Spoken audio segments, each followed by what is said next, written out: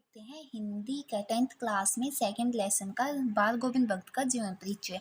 इसने लेसन लिखा था, सेकंड लेसन है इसका 10th क्लास में।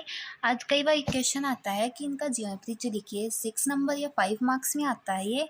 तो अब हम इसका जीवन परिचय देखेंगे कि बाल गोविंद भक्त है, उसका जीवन क्या है, उसने कब जन्म हुआ, मृत्यु कब हुई, उसके जो पुरस्कार थे और जितनी भी उसकी रचनाएं थी वे कौन कौन सी थी, और उसका साहित्य जीवन क्या था। जीवन परिचय में हम ये सब पढ़ते हैं। और अब हम देखते हैं बाल गोविंद भक्त का जीवन परिचय। इसका जन्म कब हुआ था, सबसे पहला पॉइंट आता है जन्म। तो जन्म कब हुआ था? रामवृक्ष वेदपुरी का जन्म 1899 में बिहार के मुजफ्फरपुर के बेनीपुर गांव में हुआ था। बेनीपुरी इसका गोत्र क्यों पड़ा था? बेनीपुर गांव के नाम से ही पड़ा था। आइन का जन्म हुआ था 1899 में। कब? 1899 में बिहार के मुजफ्फरपुर के बेनीपुर गांव में इनका जन्म हुआ था। बचपन में ही इनके माता पिता की मृत्यु हो गई थी, जिसके कारण उनको जीवन में अनेक प्रकार की कठिनाइयों का सामना करना पड़ा था। ये बचपन में ही अनाथ हो गए थे, माँ बाप हैं उनकी मृत्यु हो गई थी, जिसके कारण उनको अनेक प्रकार की कठिनाइयाँ उठानी पड़ी थी। इनका जन्म बिहार के मुजफ्फरपुर में हुआ था, बेनीपुर गांव में हुआ था।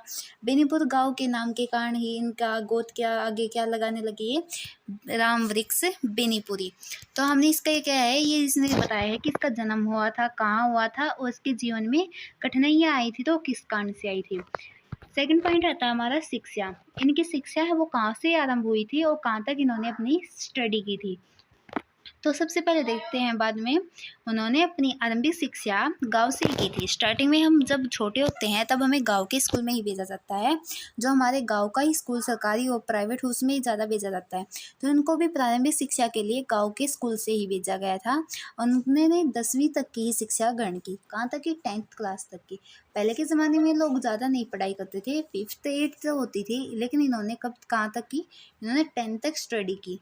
जबकि इनके माता पिता की मृत्यु हो गई थी, लेकिन फिर भी कठिनाइयों का सामना करते हुए इन्होंने 10th तक अपनी स्टडी है वो पूरी की। स्वाधीनता आंदोलन में भाग लेने के कारण उन्हें अपनी पढ़ाई छोड़नी पड़ी। क्या हुआ कि मतलब उसने स्टडी तो आरम्भ कर दी, 10th तक तो उसने की स्टडी, लेकिन बाद में जो गांधी जी ने असहयोग आंदोलन चलाया था, उसके कारण, कब चलाया था? 1921 में जो आंदोलन चलाया था असहयोग आंदोलन, उसमें भाग लेने के कारण इन्होंने आपके आगे की पढ़ाई है वो छोड़ दी। तो बस 10th तक ही इन्होंने अपनी स्टडी की। इन्होंने कुछ रचनाएं भी रची हैं, जिसके कारण आज इनका नाम हमारी किताबों में आता है, हम पढ़ते हैं। तो हम देखते हैं कि इनकी क्या विशेषता थी, ऐसी कौन सी रचनाएं रची थी, वो कैसी रचनाएं रचते थे। रामवृक्ष बेनीपुरी ने छोटी सी आयु में ही लिखना शुरू कर दिया था। जब वो 15 वर्ष की उम्र में थे तब उनकी रचनाएं वो पत्रिकाओं में छपने लगी थी। हम जब 15 ईयर्स के होते हैं, लगभग 10th क्लास में ही होते हैं, ज़्यादातर बच्चे हैं वो 10th में ही होते हैं, लेकिन उन्होंने 10th क्लास में तो रचनाएं हैं वो लिखनी शुरू कर दी थी। इनकी जो रचनाएं हैं वो पत्रिकाओं समाचारों में छपनी शुरू हो गई थी। तो देखो वो कितने पॉपुलर इंसान थे, जो 15 वर्ष की आयु में ही इनकी रचनाएं हैं वो इतनी पॉपुलर हो गई थी। उन्होंने कई रचनाएं रची हैं। कौन कौन सी? सबसे पहले आती है हमारे चिता के फूल। क्या? चिता के फूल, जंजीरें और दीवारें, माटी की मूर्ति, पत्तियों के देश में, पैरों में पंख बांधकर, नेत्रदान, मन और विजेता, गेहूं गुलाब आदि कहानी और उपन्यास हैं। जो लेखक होते हैं वो उपन्यास, कहानी, कविताएं, ये सभी अलग अलग पार्ट्स होते हैं। तो उन्होंने कई रचनाएं रची थी, जैसे चिता के फूल, जंजीरें और दीवारें, माटी की मूर्ति, पतियों के देश में, पैरों में पंख बांधकर, नेत्रदान, मन और विजेता, गेहूं और गुलाब, अनेक प्रकार की इस प्रकार की कहानियाँ और उपन्यास इन्होंने लिखे थे, रचे थे। और उनकी पत्रिकाएं हैं, मतलब उनकी रचनाएं हैं वो पत्र पत्रिकाओं में 15 वर्ष की उम्र में छपने लगी थी। तो हमने देखा है कि इनका जन्म कब हुआ था, उनकी शिक्षा क्या थी, उनकी प्रमुख रचनाएं क्या थी। अब हम देखते हैं उसने अपने साहित्य जीवन में क्या किया था, उनके जीवन का मकसद क्या था, उन्होंने अपने जीवन में ऐसे कौन कौन से कार्य किए हैं, उसके बारे में हम देखेंगे साहित्य जीवन के पॉइंट्स में। तो देखते हैं, रामवृक्ष बेनीपुरी एक प्रतिभाशाली साहित्यकार थे। क्या थे? वो बहुत ही ज़्यादा एक्टिव इंसान थे, एक्टिव थे अपनी लाइफ को लेकर, और उसमें जो एक्टिविटीज़ होती थी उनके प्रति है ना वो ज़्यादा एक्टिव रहते थे। उन्होंने अपने जीवन में अनेक साहित्यिक पत्र पत्रिकाओं में कार्य किया। उनकी जो रचनाएं हैं वो तो छपती ही थी, लेकिन उन्होंने साथ में उन पत्र पत्रिकाओं में कार्य भी किया था। जैसे कौन कौन सी हैं? किसान मित्र, युवक, योगी, तरुण भारत, बालक, जनता, जनवाणी और नई धारा। तो हम देखते हैं कि इसने अनेक पत्रिकाओं में कार्य किया था। अगर आपको ज़्यादा नाम याद ना हो तो 3-4 याद कर लेना, जैसे किसान मित्र, युवक, योगी, तरुण भारत। जैसे हम देखते हैं कि इसकी ट्रिक भी बता देती हूँ मैं। किसान है, बालक, बालक बच्चा, फिर उसका किसान, मतलब उसके फादर क्या होते हैं, किसान होते हैं। अब वो किस देश में रहता है, तरुण भारत। तरुण मीन्स आगे नाम है, भारत हमारा देश है। तो आप ये 3 भी पॉइंट, अगर 3 नाम लिख के भी आते हो तो आपके मार्क्स मिलने के पूरे चांस होते हैं। सन 1920 में हमने देखा है कि इन्होंने अपनी स्टडी है वो रोक दी थी, क्योंकि इन्होंने स्वाधीनता आंदोलन में भाग ले लिया था। इसमें वही बताया गया है, सन 1920 में राष्ट्रीय स्वाधीनता आंदोलन के सक्रिय प्रतिभागी के रूप में राष्ट्रीय स्वाधीनता आंदोलन में इन्होंने भाग लिया था, जिसके कारण क्या हुआ था, उनको कई बार जेल में भी जाना पड़ा था और अपनी आगे की स्टडी है वो भी बंद करनी पड़ी थी। 10th तक की ही इन्होंने अपनी स्टडी पूरी की थी। फिर आती है इसकी भाषा शैली, कि इन्होंने जो अपने कविताएं लिखी हैं, रचनाएं रची हैं, वो इतनी पॉपुलर क्यों हुई है, उनकी ऐसी कौन सी भाषा शैली है, उन्होंने कैसे लिखा है। रामवृक्ष बेनीपुरी जी को कलम का जादूगर भी माना गया है।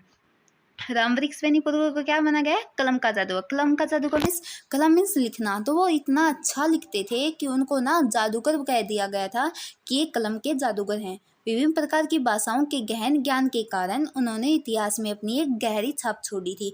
उनको अनेक प्रकार की भाषाएं हैं, वो लैंग्वेज हैं वो आती थी, और वो भी बहुत ही ज़्यादा अच्छे तरीके से, जिसके कारण उन्होंने अपने जो इतिहास है, जो अपना हम कहते हैं इन्होंने एक इतिहास लिख दिया, उन्होंने बहुत ज़्यादा पॉपुलैरिटी हासिल कर ली थी अपनी भाषाओं के ज्ञान के कारण।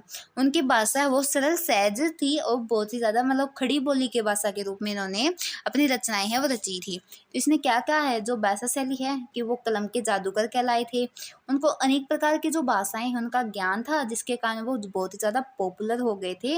इनकी भाषा वो सरल सहज और आसान थी, और खड़ी बोली का भी, खड़ी बोली जो हम जनरली यूज़ करते हैं वो खड़ी बोली ही है, तो उन्होंने खड़ी बोली भाषा का भी प्रयोग किया है। लास्ट में इनकी मृत्यु हो जाती है, वो कब होती है, सन 1968 में। इन्होंने सरकार को या संसार को, सॉरी यहाँ पर मिस्टेक हुई है, संसार आएगा, इन्होंने संसार को अलविदा कह दिया था। तो इनका जन्म कब हुआ था, इनका जन्म हुआ था 1899 में बिहार के मुजफ्फरपुर के बेनीपुर गांव में इनका जन्म हुआ था। मृत्यु इनकी 1968 में इनकी मृत्यु हो गई थी। 10वीं तक की इन्होंने स्टडी की थी, क्योंकि स्वाधीनता आंदोलन में इन्होंने भाग ले लिया था। मम्मी पापा की जो माता पिता हैं उनकी बचपन में ही मृत्यु हो गई थी, जिसके कारण उन्होंने अनेक प्रकार की समस्याओं का सामना करना पड़ा था। इसकी अनेक प्रकार की रचनाएं भी हैं, जैसे हमने पढ़ा है, चिता के फूल, गेहूं, गुलाब, मन और विजेता।